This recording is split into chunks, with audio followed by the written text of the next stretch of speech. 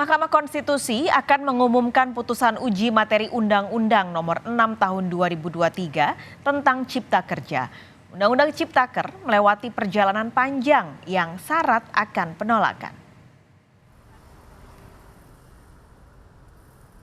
Mahkamah Konstitusi hari ini akan mengumumkan putusan tentang Judicial Review Undang-Undang Nomor 6 Tahun 2023 tentang penetapan Perpu Nomor 2 Tahun 2022 tentang Cipta Kerja. Pemohon dari gugatan UU Cipta Kerja ini adalah Presiden Partai Buruh Said Iqbal dan Sekjen Partai Buruh Ferry Nuzarli. Gugatan pertama kali dilayangkan ke MK pada 3 Mei 2023. Penetapan UU Cipta Kerja dinilai tidak sesuai dengan putusan MK nomor 91 tahun 2020 dan bertentangan dengan pasal 1 ayat 3 Undang-Undang Dasar 1945 yang menegaskan bahwa Indonesia adalah negara hukum.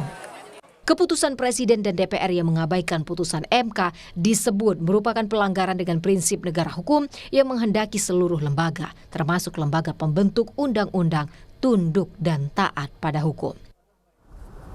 Undang-Undang Nomor 6 Tahun 2023 tentang Cipta Kerja disahkan pada Maret 2023 lalu. Sejak awal, proses pengesahan UU ini diwarnai penolakan. Meski demikian, DPR RI nyatanya tetap mengetuk palu mensahkan Perpu itu menjadi undang-undang. Kisruh ini berawal dari gagasan tentang Omnibus Law Cipta Kerja yang disampaikan Presiden Joko Widodo. Presiden memerintahkan penyusunan draft RUU Cipta Kerja yang secara kilat dirampungkan pemerintah pada 12 Februari 2020. RUU Cipta Kerja mulai dibahas oleh legislator pada 2 April 2020.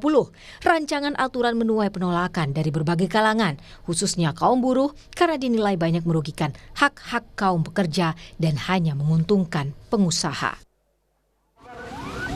Penolakan terjadi di mana-mana. Akhirnya pada 24 April 2020, Presiden sempat mengumumkan penundaan pembahasan RUU Cipta Kerja khusus klaster ketenagakerjaan. Namun penundaan tersebut hanya berlangsung 5 bulan. Pembahasan RUU Cipta Kerja di DPR terus dikebut untuk meloloskan aturan itu menjadi undang-undang. Secara maraton dalam 7 bulan diselenggarakan rapat sebanyak 64 kali, termasuk pada dini hari, akhir pekan, hingga saat reses. RUU pun rampung dan dibawa ke rapat paripurna untuk disahkan sebagai undang-undang pada 5 Oktober 2020. Dalam rapat paripurna, hanya fraksi Partai Demokrat dan fraksi PKS yang menolak pengesahan RUU Cipta Kerja. Suara 2 fraksi jelas kalah dengan suara fraksi lain yang mendukung. Tepat 5 Oktober 2020, Undang-Undang Cipta Kerja disahkan. Sebulan setelahnya, Presiden Jokowi menandatangani aturan itu dan dicatat sebagai Undang-Undang Nomor 11 Tahun 2020 tentang Cipta Kerja dan resmi berlaku sejak 2 November 2020. Kendati sudah disahkan, Undang-Undang Cipta Kerja terus banjir kritik. UU Cipta Kerja pun digugat ke MK, mulai dari kalangan pekerja, akademisi, bahkan mahasiswa. Uji materi pun berlangsung panjang dan baru diputuskan setahun setelahnya, yaitu pada 25 November 2021. MK menyatakan UU nomor 11 tahun 2020 itu inkonstitusional bersyarat.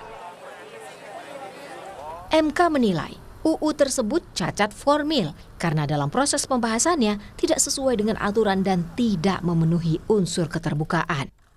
Dalam putusannya, MK memberi waktu untuk pembuat undang-undang memperbaiki UU Cipta Kerja dalam jangka waktu 2 tahun setelah putusan dibacakan. Bila tidak dilakukan perbaikan, Undang-Undang Cipta Kerja akan otomatis dinyatakan inkonstitusional bersyarat secara permanen.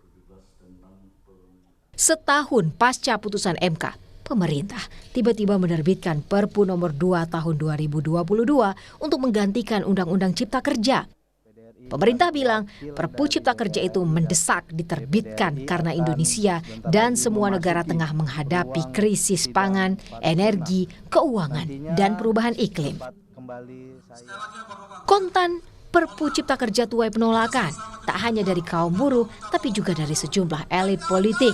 Pada akhirnya, Perpu Ciptaker tetap disahkan menjadi undang-undang pengganti Undang-Undang Nomor 11 Tahun 2020 tentang Ciptaker. Tim Liputan Kompas TV.